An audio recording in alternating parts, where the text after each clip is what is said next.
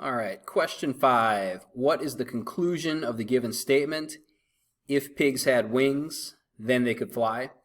Okay, so we have a conditional if-then statement, and that's always made of two parts. The first part after the if is the hypothesis.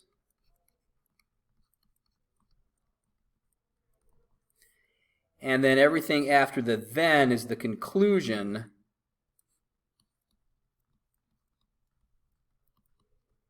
All right, so my conclusion for this one is they could fly.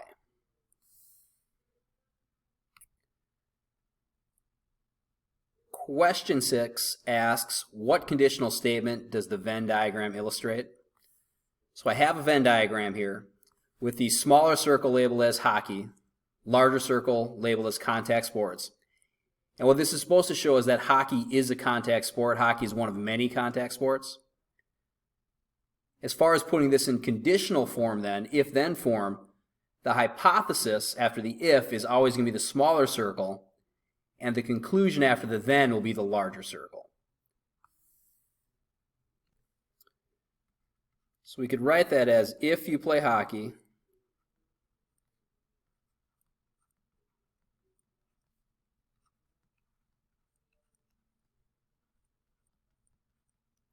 okay, so if the conditional, the smaller circle, then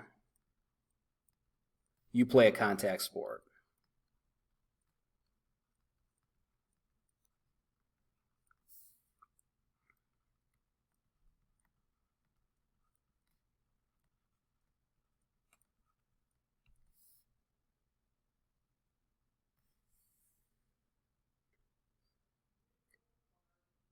Question 7 says to write the inverse of the following conditional statement.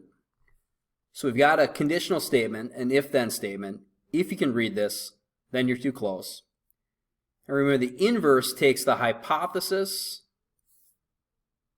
and the conclusion and just flip-flops them around.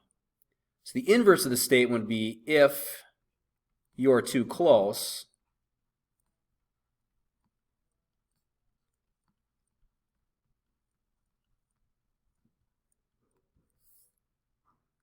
then you can read this.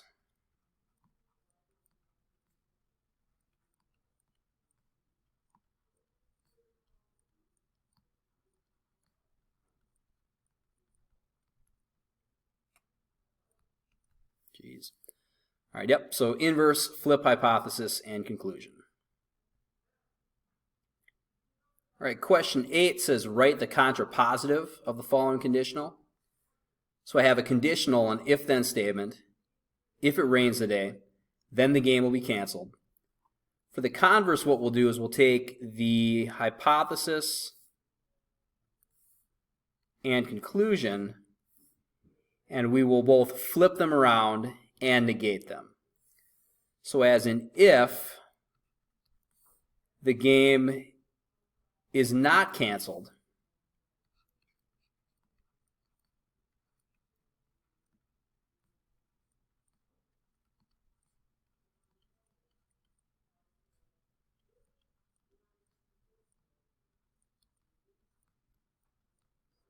so if the game is not canceled, so conclusion first, negated with a not, we could say then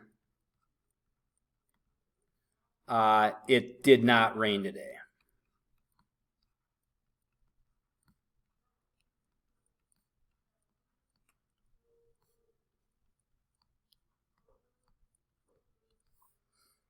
All right, so again, with the contrapositive, you flip the order of the hypothesis and conclusion and negate both of them.